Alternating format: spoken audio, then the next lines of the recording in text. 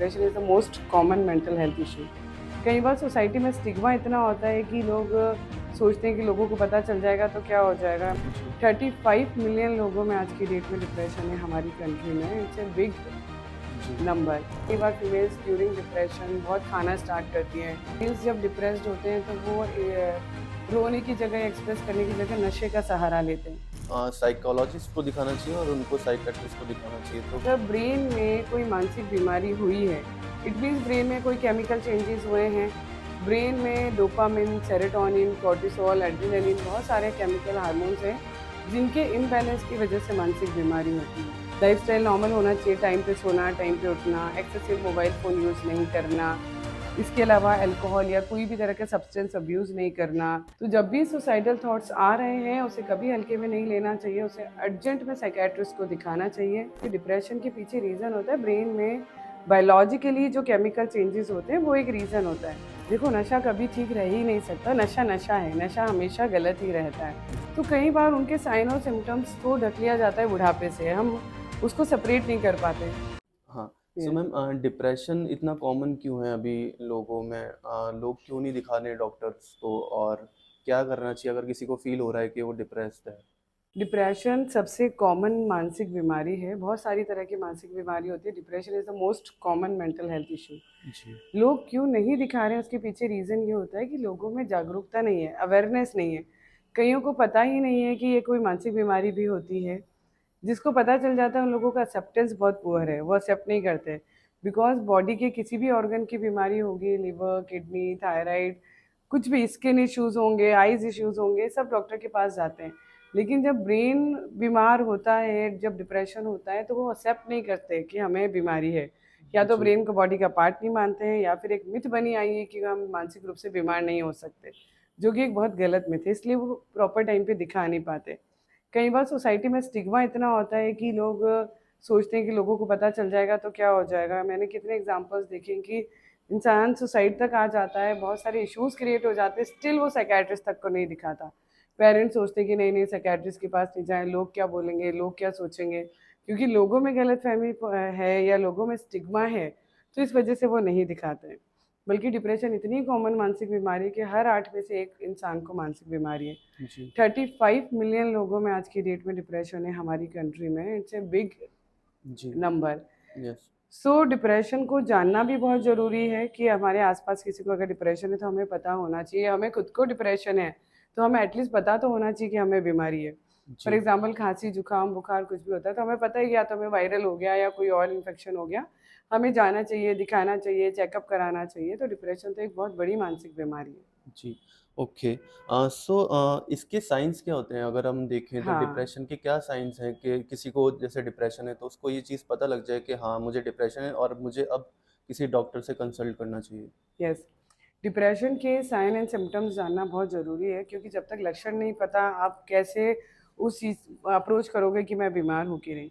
तो डिप्रेशन के बहुत कॉमन सिम्पटम्स होते हैं, जैसे कुछ दिनों से मन उदास रह रहा है, किसी काम को करने में इतना मन नहीं लग रहा है जितना मन पहले लगता था, इतना मज़ा नहीं आ रहा है, इतनी खुशी नहीं मिल रही है अंदर से जी, जितनी खुशी मिलनी चाहिए। कई बार गुस्सा, चिड़चिड़ापन बहुत ज़्यादा बढ़ जाता है, छोटी-छोटी बातों पे बुरा लग जाता है, छोटी-छोटी बातों पे रोना आने लगता है। जी, कंसंट्रेशन, कॉन्फिडेंस, परफॉर्मेंस, ये सब चीज़ें ग्रेजुअली डाउन चली जाती है। किसी को बहुत होपलेस फ़ील होता है, वर्थलेस फ़ील होता है कि मैं किसी काम का ही नहीं हूँ। कि उनको ऐसा लगता है कि अब मैं इस सिचुएशन में फँस गया हूँ, कोई मुझे इस चीज़ से बाहर नहीं निकाल सकता है। नींद डिस्टर्ब हो जाती है, किसी को बहुत ज़्यादा नींद आने लगती है, किसी को नींद नहीं आती है, बहुत कम नींद आती है, लेट गए बहुत घंटों तक सो नहीं पाते। कई लोग सुबह में जल्दी उठ जाते हैं, उन्हें सुबह में नींद नहीं आती है। किसी को भूख बढ़ जाती है या भूख कम हो जाती है।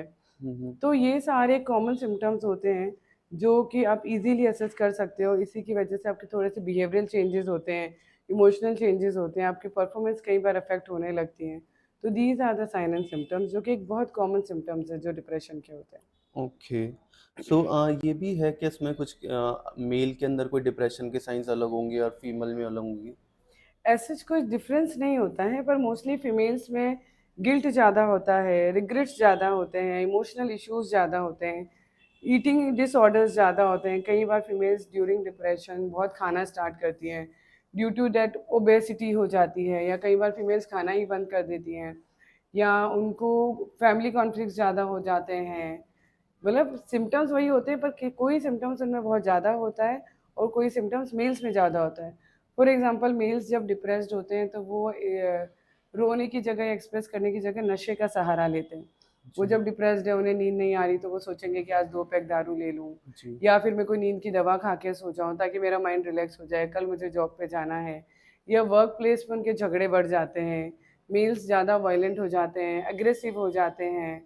ड्यूरिंग डिप्रेशन उनके झगड़े लोगों से बढ़ने लग जाते हैं, प्रोफेशनल प्लेसेस पे भी, वर्क प्लेस पे और घर पे भी उनके झगड़े बढ़ने लग जाते हैं, क्योंकि वो अपने इमोशंस कई बार एक्सप्रेस नहीं करते, क्योंकि जी, इंडिया में सिखाया जाता है कि मेल्स का तो रोना ही नहीं होता, बिल्कुल। या अपने इमोशंस को एक्सप्रेस नहीं करना होता है।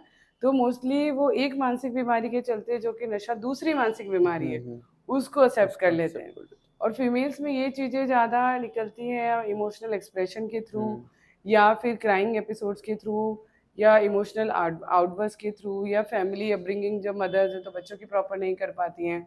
जी, तो सिम्पटम्स जो होते हैं, sleep issues, appetite issues, concentration, confidence, performance, ये सब अफेक्ट होते हैं। बस मेल में थोड़ा सा पिक्चर डिफरेंट होता है, फीमेल्स में थोड़ा सा डिफरेंट होता जी।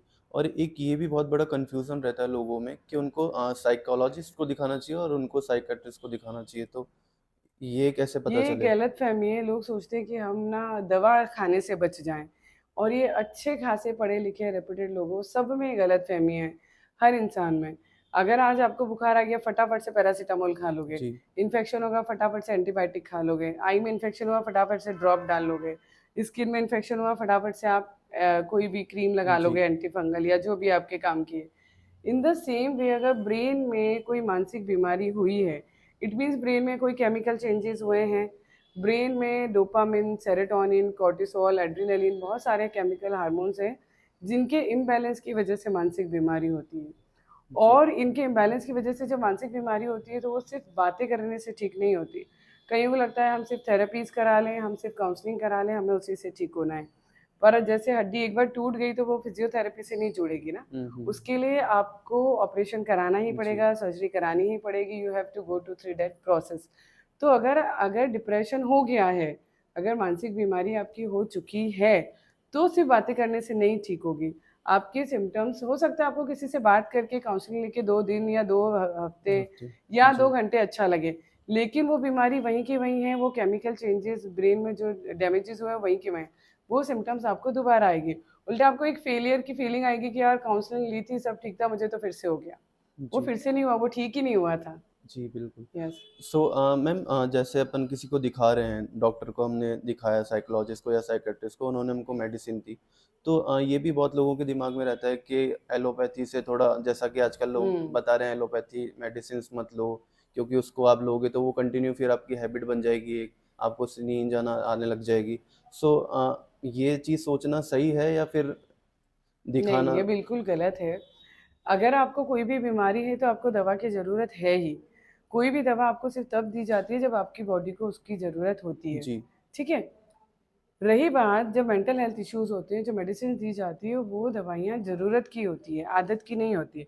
अगर आपको डायबिटीज़ है, आप दवा खा रहे हो ताकि आपका शुगर मेंटेन रहे, इट्स नहीं कि आपकी आदत हो गई इसलिए आप खा रहे हो, आपकी ज़रूरत है। ज़रूर। आप रोज़ खाना खा रहे हो, आपको ज़रूरत है, आप नहीं खाओगे तो आप जियोगे कैसे? आप थायराइड का टैबलेट लेते हो क्योंकि थायराइड बॉडी में नहीं बन रहा है, जी, तो वो लेना ही पड़ेगा।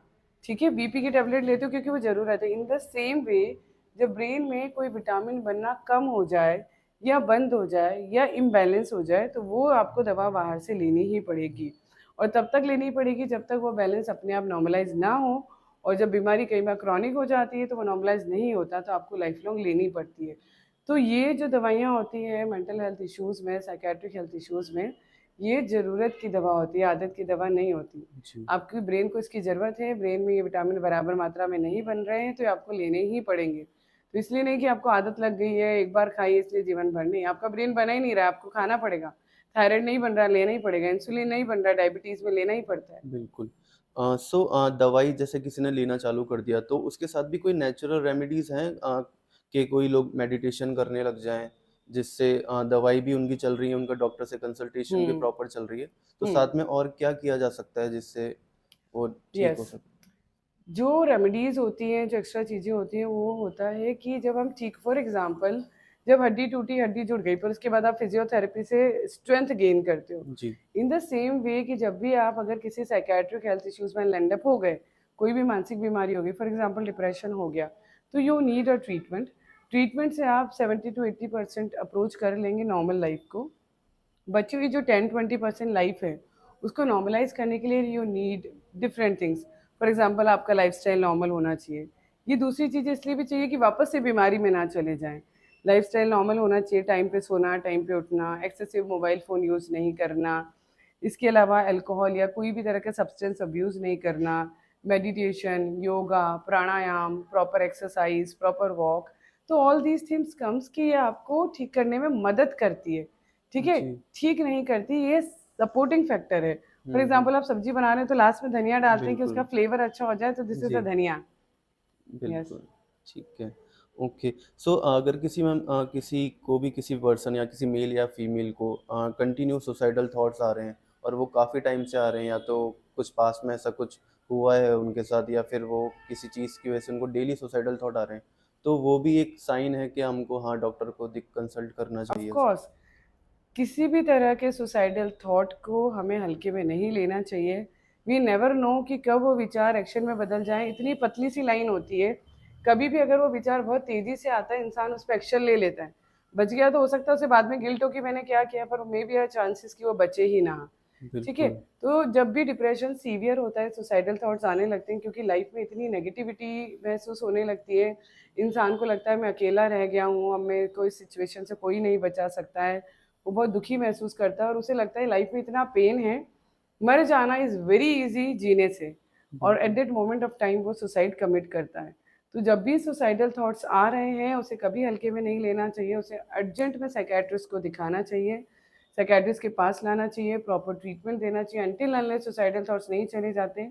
अंडर 24/7 उसे अंडर ऑब्जर्वेशंस रखना चाहिए। बिल्कुल, ओके।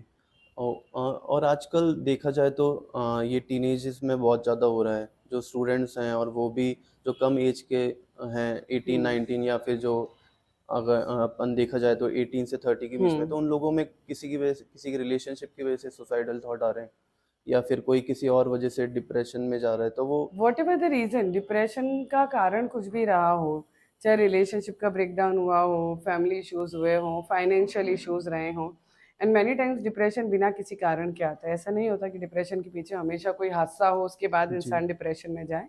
डिप्रेशन बिना किसी कारण के होता है, क्योंकि डिप्रेशन के पीछे रीज़न होता है ब्रेन में बायोलॉजिकली जो केमिकल चेंजेस होते हैं, वो एक रीज़न होता है। इसीलिए डिप्रेशन बातें करके ठीक भी नहीं होता।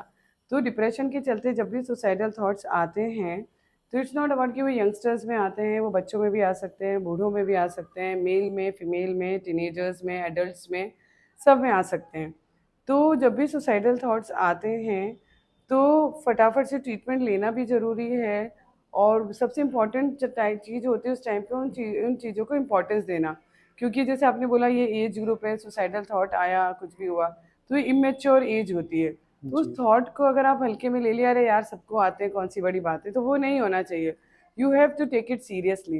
क्योंकि अगर हम किसी से एक्सप्रेस नहीं करेंगे, अगर उसे थोड़ी भी मदद मिल जाए, कभी वो बच्चा या कोई भी इंसान सुसाइड कमिट नहीं करेगा। जी। वो एक बस थोड़ी सी हेल्प की रिक्वायरमेंट होती है।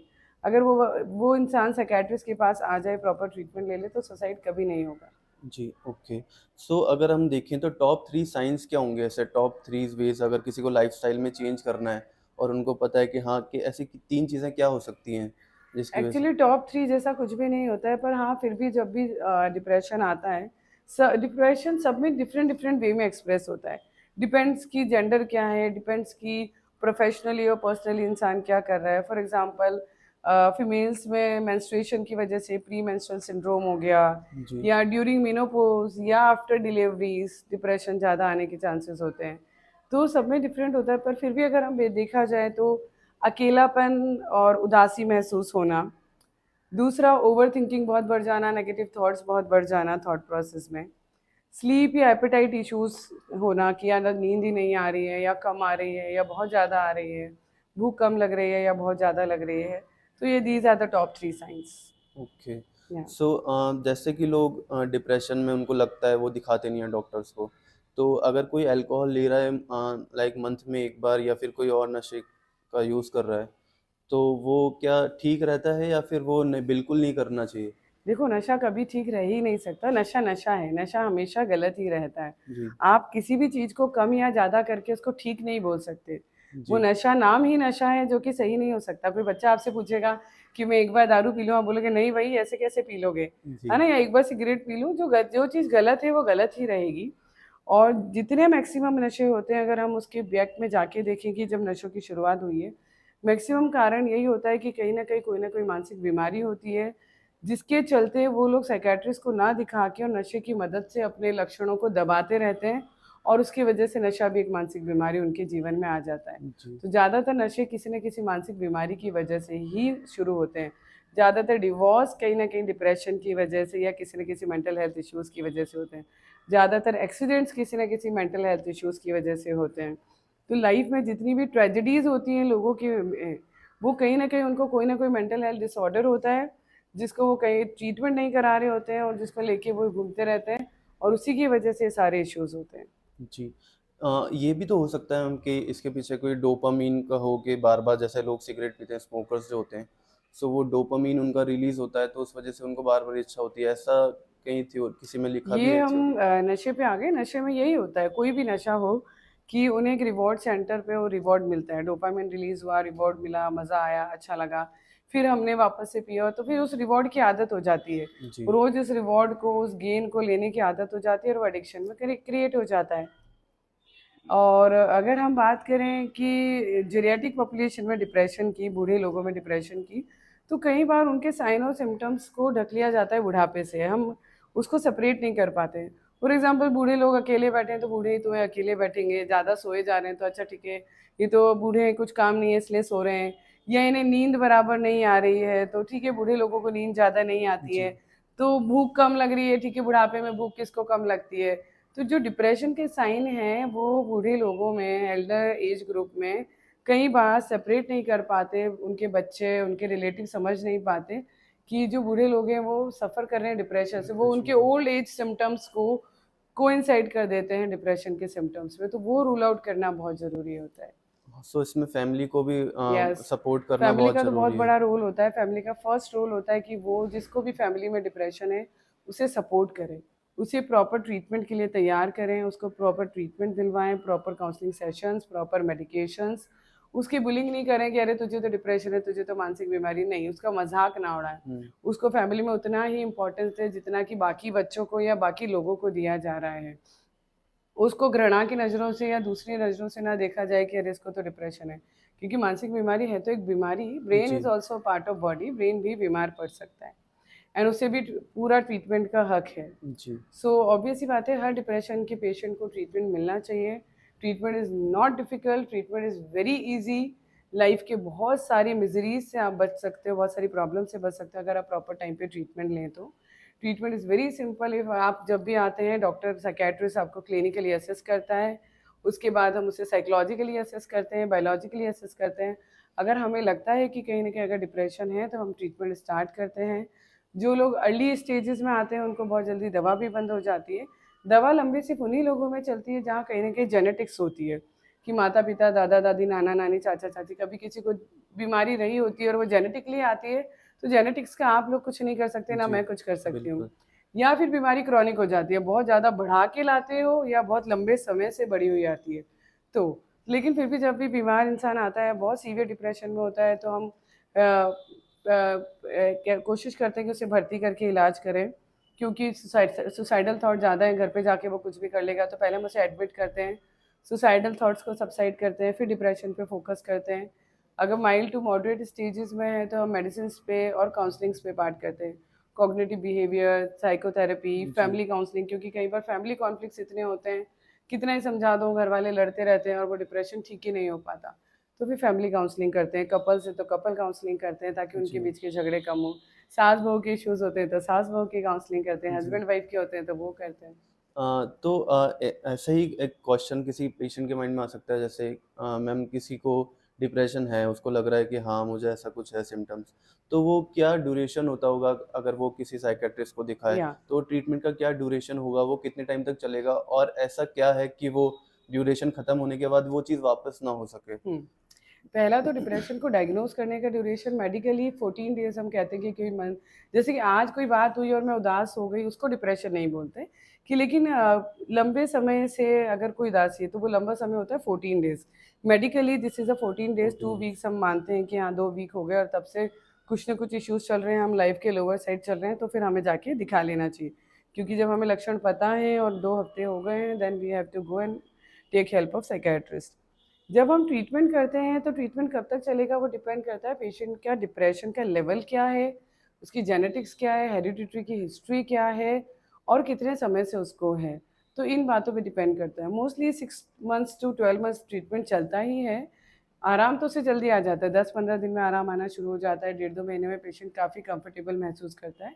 पर ट्रीटमेंट हम 6 महीने से 12 महीने देते हैं ताकि कोशिश रहे कि बीमारी पलट के दोबारा ना आए। पर जिनको जेनेटिक या क्रॉनिक होता है उन्हें ये इलाज लंबा चल सकता है और वैसे पेशेंट हार्डली 10% होते हैं, सबको इलाज लंबा नहीं चलता। जी, तो किसी को इलाज भी चल रहा है मैम, उसने एक 12 मंथ का पूरा ट्रीटमेंट भी ले लिया, बट किसी की फैमिली ही ऐसी हो कि वहाँ पे टॉक्सिक एनवायरनमेंट हो, वो मेडिसिन ले ले, वो ठीक भी हो जाए 1 साल, पर 1 साल बाद उनकी फैमिली में वापस वो रिलेशनशिप में टॉक्सिक हो या फिर वो सारी चीज़ें, तो वो उससे कैसे डील करेंगे और वो कैसे ठीक हो पाएगा फिर? देखो, अगर ऐसा है तो हो सकता है वो वापस से डिप्रेशन में चला जाए।